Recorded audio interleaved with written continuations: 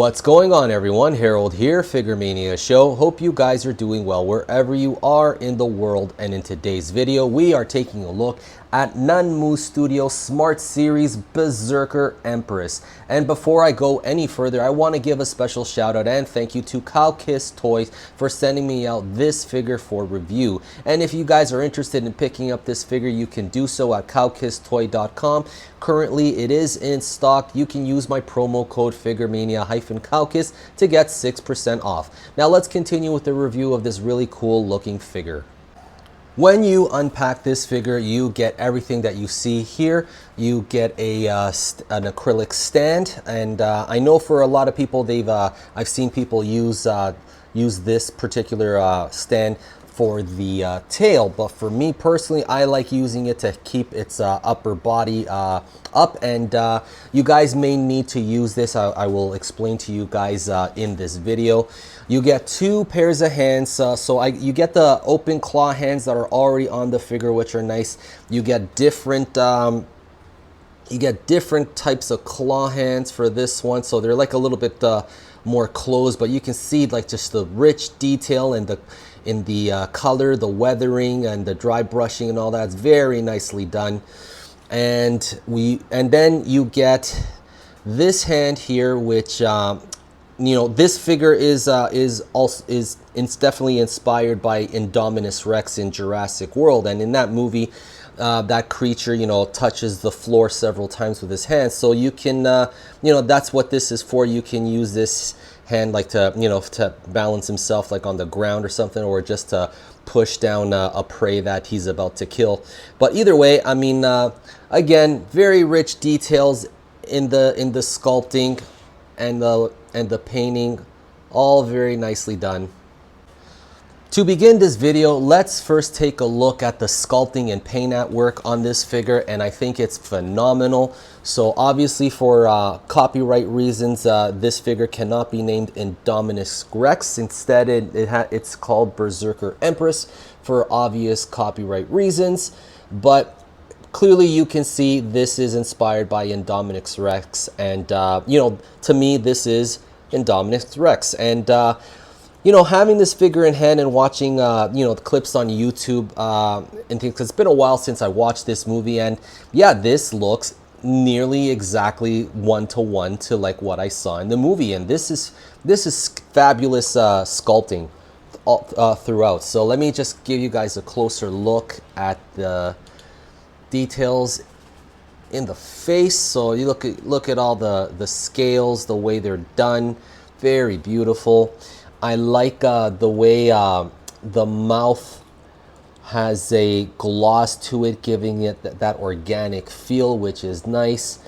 Very good articulation on the mouth. So this is as much as I can open its mouth, and the teeth are nicely sculpted and painted, so you can see like the different.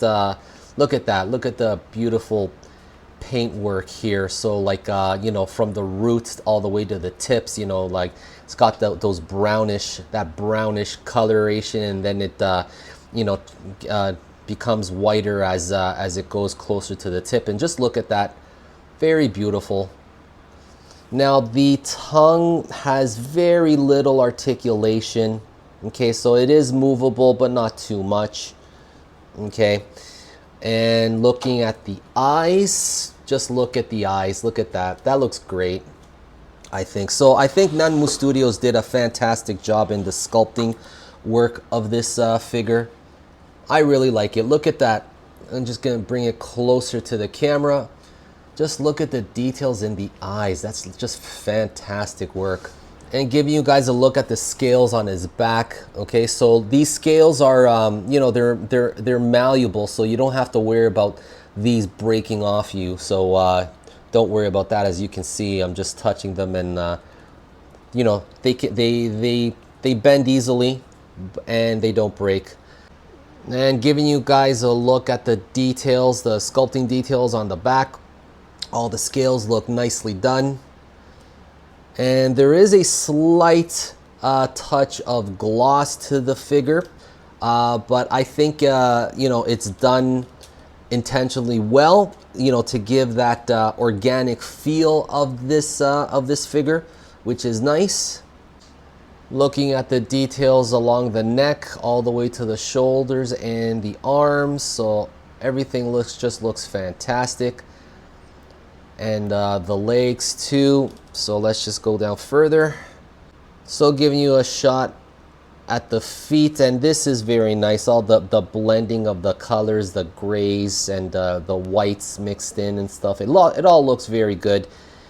And man, like the way that this is painted, I mean, you can see like all the scales and everything, and then there's just a black touch underneath it. It's just all fantastic. Very good. Amazing detail for sure. And giving you guys a look at the underneath of the figure. So the details are consistent throughout the entire figure, even at the bottom of its feet, which is kind of nice. As you can see, you know, there's articulated toes to this figure. Okay, very cool. Very well done. Let's break down the articulation of the figure. Now, before I go any further, I want to make mention that Nanmu Studios is relatively new at making articulated figures. I mean, the company is relatively young. Prior to them making articulated figures, which is the Smart series, they've done statues and things, and they've put out, I guess, a handful of articulated figures thus far. They've put out some of the raptors and stuff, Allosauruses and things. So they've you know, haven't been done it too long. And you know, when the way I'm about to break this figure down, like, I'm not holding Nanmu Studios to the degree of Bandai or Haya Toys, which is they're bigger companies. They have a bigger budget. They have you know, more R&D and things like that, more people, you know, behind you know, working on this figure and things. So I'm not holding Nanmu Studios to that standard.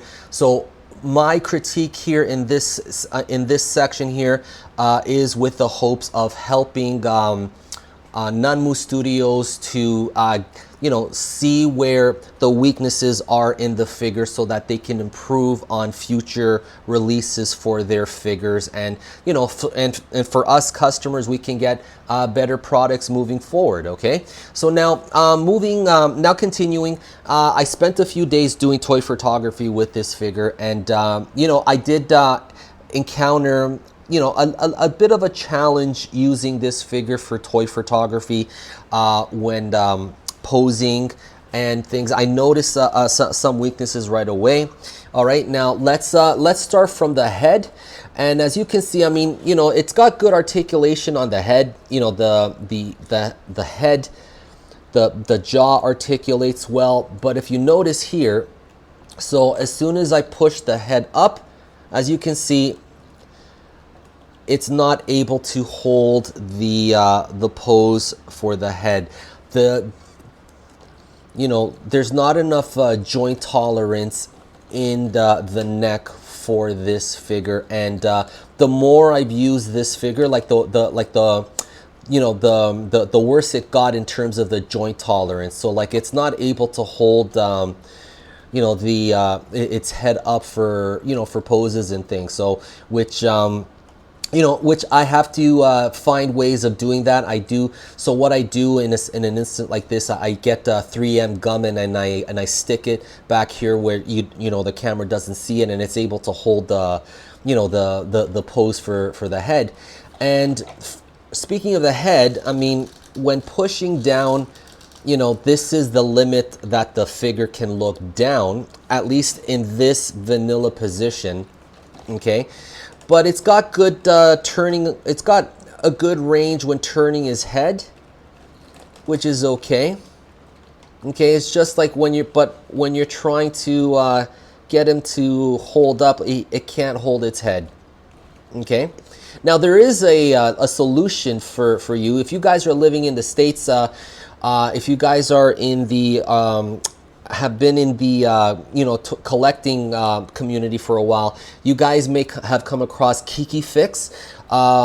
Michael Shipman of the Articulation series uses that, and he swears by it. So by, you know, if you use Kiki Fix, you know, you have to disassemble the neck part and then apply Kiki Fix to the joints, and I'm pretty sure that would help with the integrity of the joint tolerance and things. Okay, now moving on towards the body. So there's a cut right over here. Oh, I'm sorry. Before we do that, let's look at the arms. So the arms can rotate all the way around, and there's a little bit of shoulder movement, which is kind of nice. Like, it's kind of cool that you can bring in the arms like that.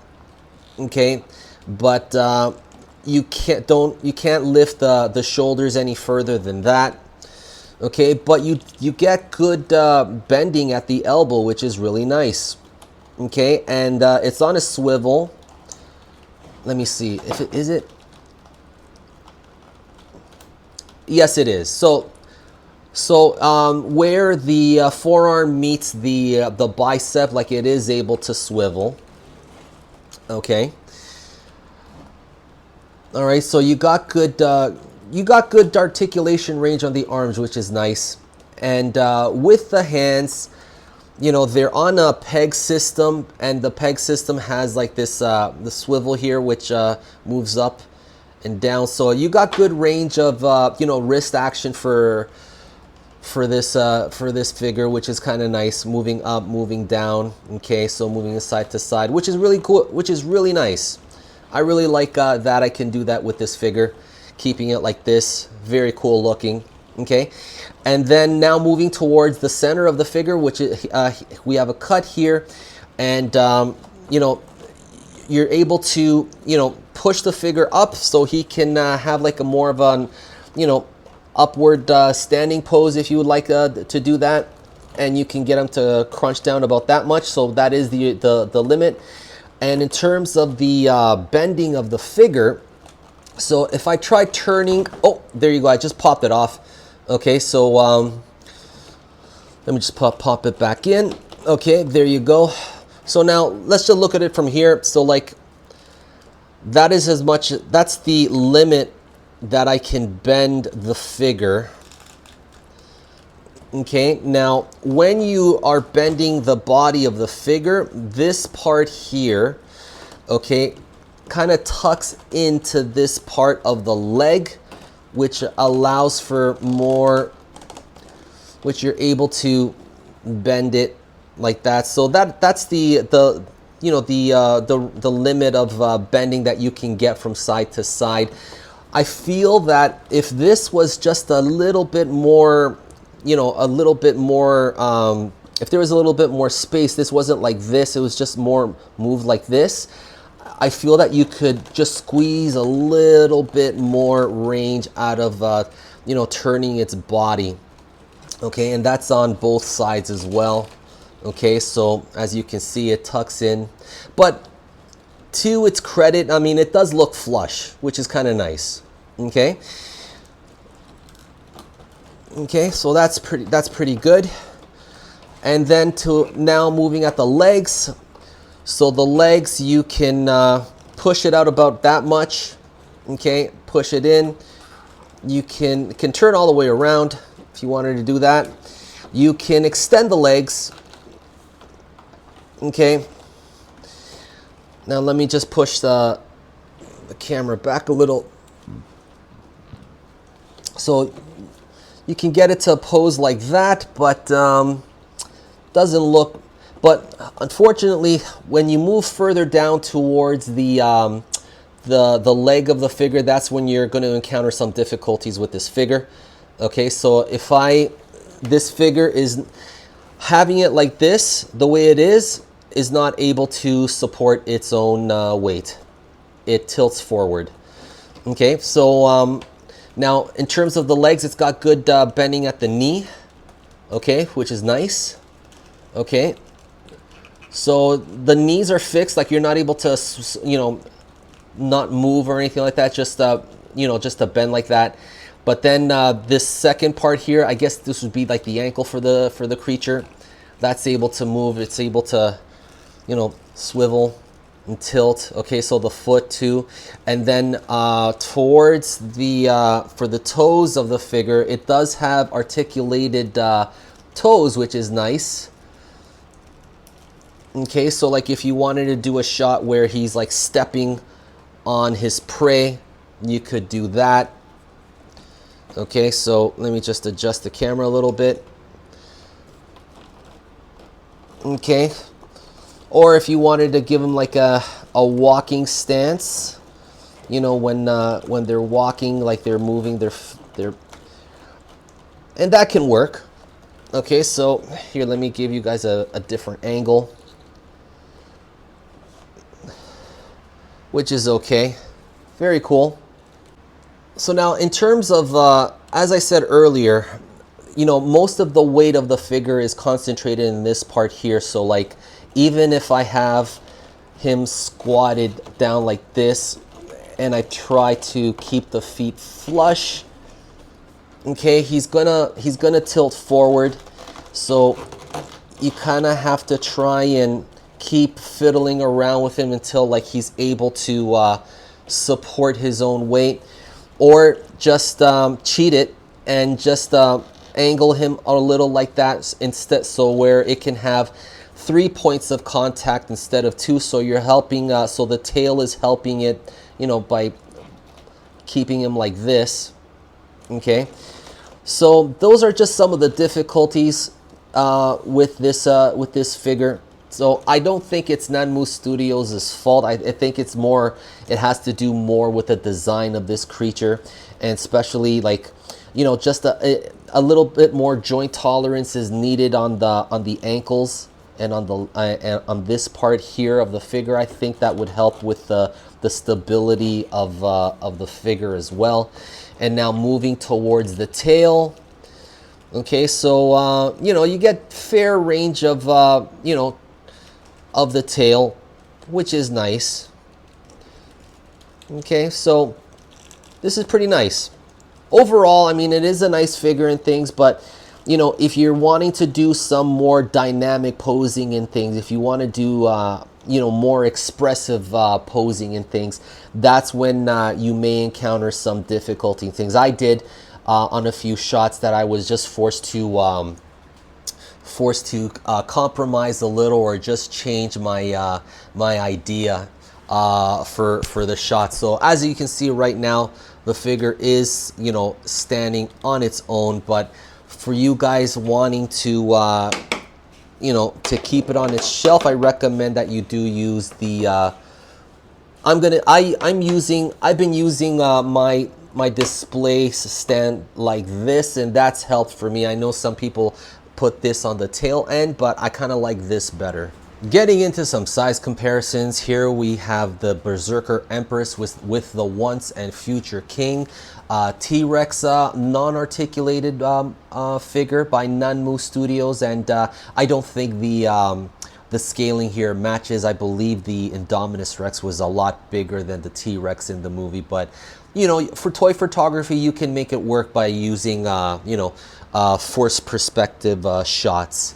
And for the next size comparisons, we have the Mattel Hammond collection, I believe this is. I mean, this is the Raptor and the two little kids. I forget their names. This is like this the kitchen set that was released a few years back. So that looks pretty cool. And here is the miniature model that came with the Once and Future King figure. So this is the cowgirl, and I think that's more on point in terms of like scaling.